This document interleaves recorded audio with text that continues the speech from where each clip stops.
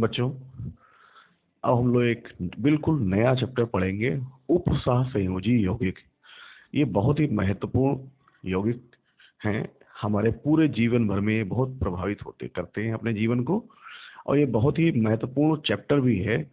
इस चैप्टर से लगभग 6 नंबर का आपके पास यूपी बोर्ड में नंबर मिल सकते हैं। ये आगे बीएससी सेकेंड ईयर में भी एक टॉपिक के रूप में आता है। यानी अभी अगर अच्छे से पढ़ लेंगे तो आगे भी आपको अच्छी सी तैयारी हो जाएगी। तो इसको पढ़ने के लिए सबसे पहले हम समझेंगे आणविक या योगात्मक यौगिक।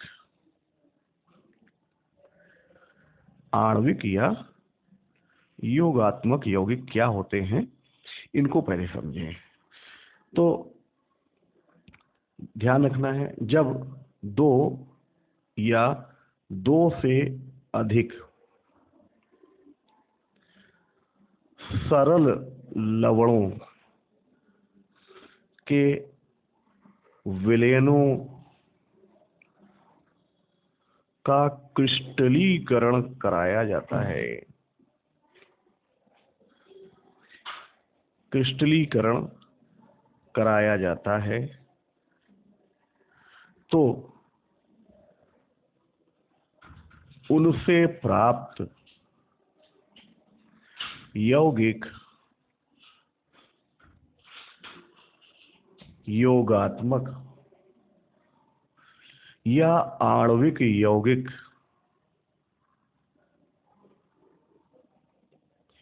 कहलाते हैं। ये बहुत ही महत्वपूर्ण है। आपने पढ़ा होगा सरल लवण क्या होते हैं। सरल लवण ऐसे लवण होते हैं जो H आयन तथा OH आयन के अतिरिक्त अन्य प्रकार के आयन देते हैं, उन्हें कहेंगे सरल लवण। और जब दो या दो से अधिक सरल लवणों के विलयन का क्रिस्टलीकरण कराएंगे तो जो भी यौगिक प्राप्त होता है उसे आणविक यौगिक कहेंगे। जैसे FeSO4, ये सरल लवण है फेरस सल्फेट। दूसरा अमोनियम सल्फेट, ये भी एक प्रकार का सरल लवण है। अब ये सरल लवण क्यों है, इसको पहले चेक कर लें। क्योंकि ये आयनन पर फेरस आयन देगा, सल्फेट आयन देगा। ये आयनन पर अमोनियम आयन देगा, सल्फेट आयन देगा।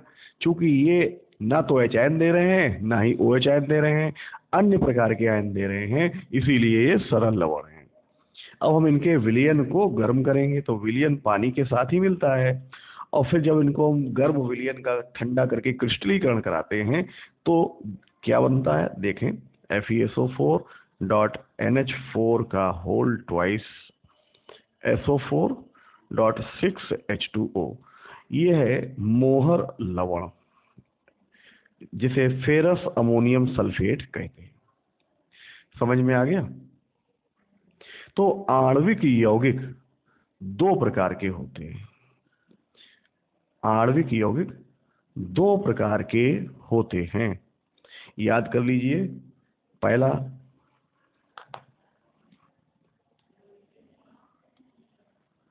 द्विक लवण, जिसे डबल साल्ट कहते हैं। द्विक लवण, बहुत आराम से समझिएगा इसकी परिभाषा को भी बहुत ढंग से, कि वे आणविक या योगात्मक यौगिक जो ठोस अवस्था में स्थायी किंतु विलयन की अवस्था में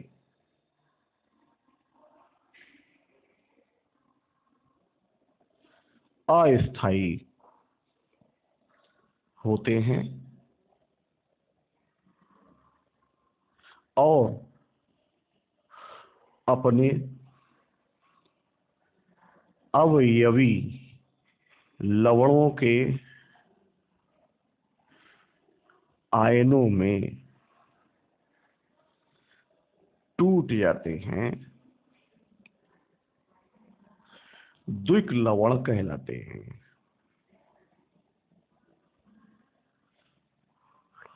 बहुत ही महत्वपूर्ण परिभाषा इसकी भी है।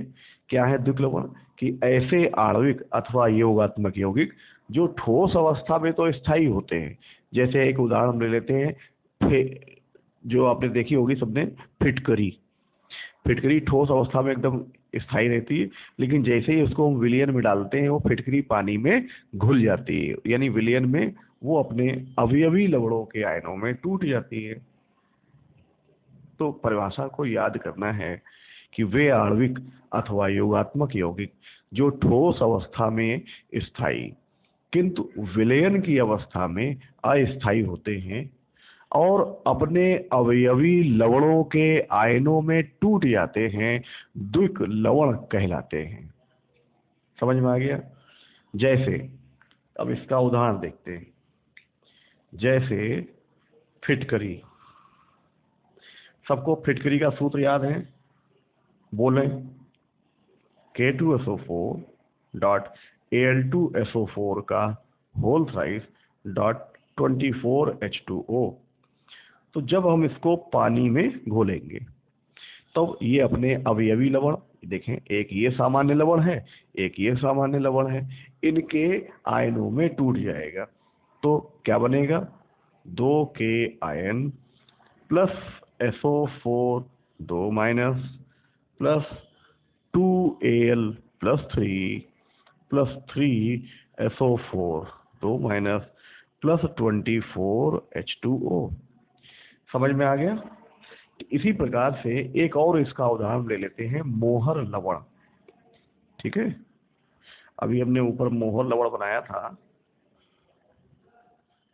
क्या है? FeSO4 डॉट NH4 का whole twice SO4 dot 6H2O।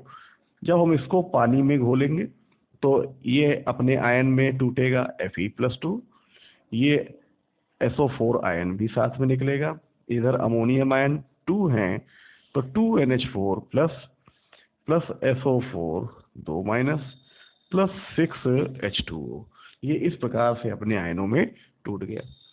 तो एक बार फिर से ऊपर से रिपीट करते हैं कि जब दो या दो से अधिक सरल लवणों के विलयनों का क्रिस्टलीकरण कराया जाता है और उनसे प्राप्त यौगिक, तब उनसे प्राप्त यौगिक योगात्मक अथवा आणविक यौगिक कहलाते हैं। जैसे फेरस अमोनियम सल्फेट हुआ या फिटकरी हुआ, ये दोनों आणविक यौगिक हैं। अब आणविक यौगिक दो प्रकार के होते हैं। पहला है द्विक लवण। इसकी डिफिनीशन क्या है? कि ऐसे आणविक यौगिक जो ठोस अवस्था में तो स्थायी होंगे किंतु विलयन में अपने अवयवी लवणों के आयनों में टूट जाते हैं। कैसे? अभी हमने यहाँ उदाहरण दिया कि K2SO4 Al2SO4 का होल ट्वाइस 24H2O। जैसे हमने इसको पानी में घोला तो ये अवयवी लवण पोटेशियम सल्फेट अपने आयनों में टूट गया। दूसरा अवयवी लवण है एल्युमिनियम सल्फेट, ये अपने आयनों में टूट गया। और पानी आयनित नहीं हो पाता है तो हम उसको वैसे ही रख लेते हैं। तो ये आपको अच्छे से समझ में आ गया। अब इसी में दूसरा संकर लवण या जटिल यौगिक या उपसह संयोजी यौगिक, ये इतने सारे इसके नाम हैं, जिसको हम कहेंगे कॉम्प्लेक्स कंपाउंड। Complex compound. अब इसकी डिफिनीशन देखें कि वे योगात्मक यौगिक जो ठोस तथा विलयन दोनों ही अवस्थाओं में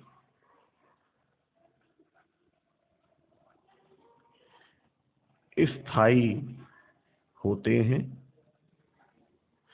और अपने अवयवी लवणों के आयनों में नहीं टूटते। संकर लवण कहलाते हैं। ये डिफिनेशन आपको याद रहेगी कि ऐसे योगात्मक यौगिक जो ठोस और विलयन दोनों ही अवस्थाओं में स्थायी होते हैं और अपने अवयवी लवणों के आयनों में नहीं टूटते संकर लवण कहलाते हैं। ठीक है। इसमें एक महत्वपूर्ण पॉइंट यह है कि इन यौगिकों का एक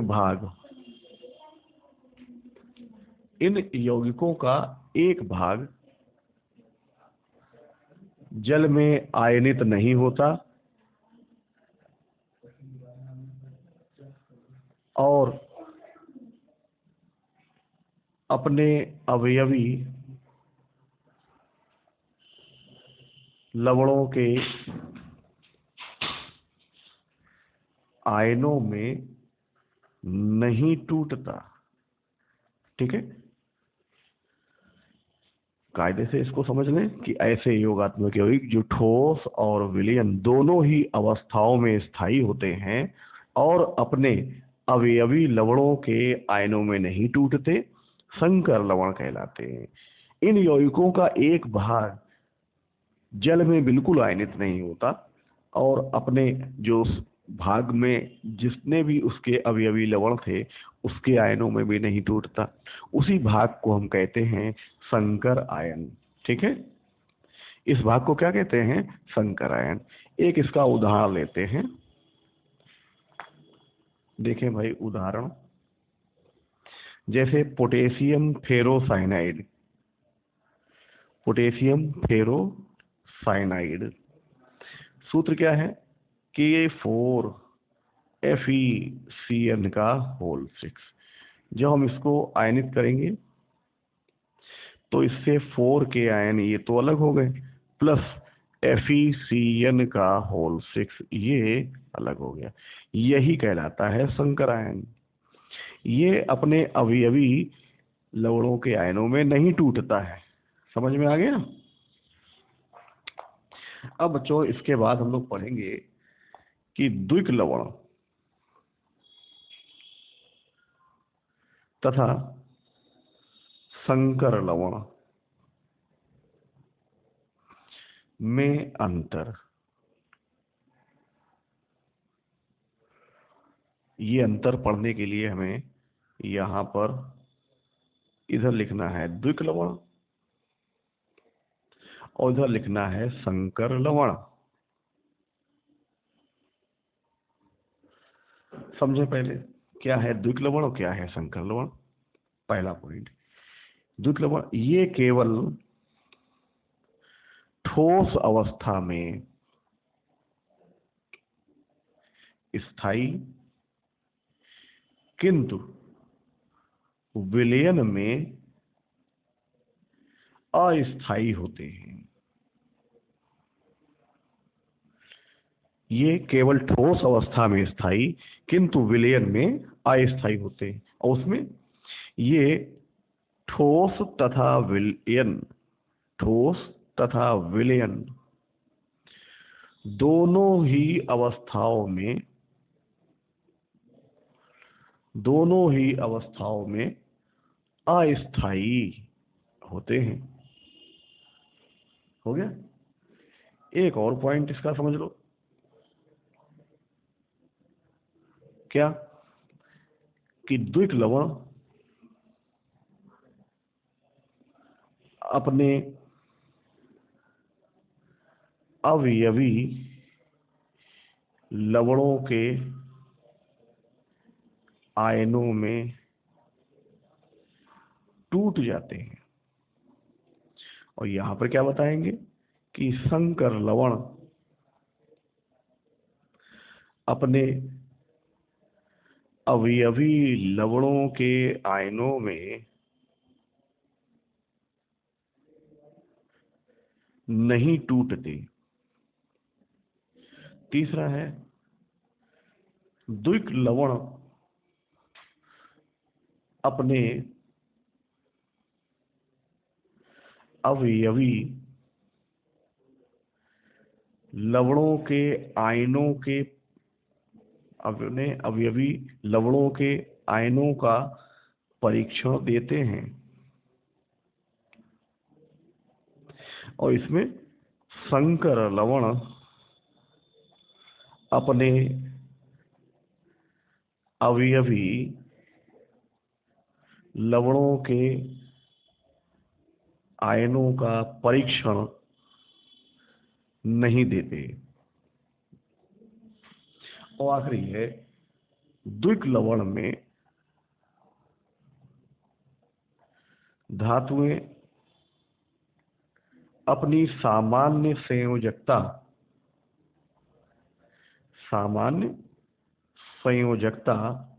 प्रकट करती हैं। और इसमें क्या है कि संकर लवणों में धातुएं अपनी सामान्य संयोजकता से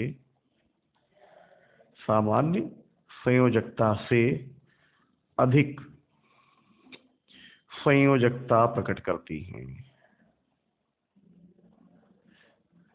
ये अंतर हो गया है। अब इस अंतर को एक बार फिर से रिपीट करते हैं। क्या है कि द्विक लवण में ये केवल ठोस अवस्था में स्थायी किंतु विलयन में अस्थायी होते हैं, जबकि संकर लवण ये ठोस और विलयन दोनों में ही अस्थायी होंगे। दूसरा पॉइंट है कि द्विक लवण अपने अवयवी लवणों के आयनों में टूट जाते हैं और यहाँ संकर लवण अपने अवयवी लवणों के आयनों में नहीं टूटते। तीसरा है कि द्विक लवण अपने अवयवी लवणों के आयनों का परीक्षण देते हैं, इसमें संकर लवण अपने अवयवी लवणों के आयनों का परीक्षण नहीं देते हैं। फिर है कि द्विक लवणों में धातुएं अपनी सामान्य संयोजकता प्रकट करती हैं, जबकि संकर लवणों में धातुएं अपनी सामान्य संयोजकता से अधिक संयोजकता प्रकट करती हैं। तो बच्चों, ये जितना आपने पढ़ा है उतना बिल्कुल पूरी तरीके से अच्छे से तैयार करके लिखेंगे।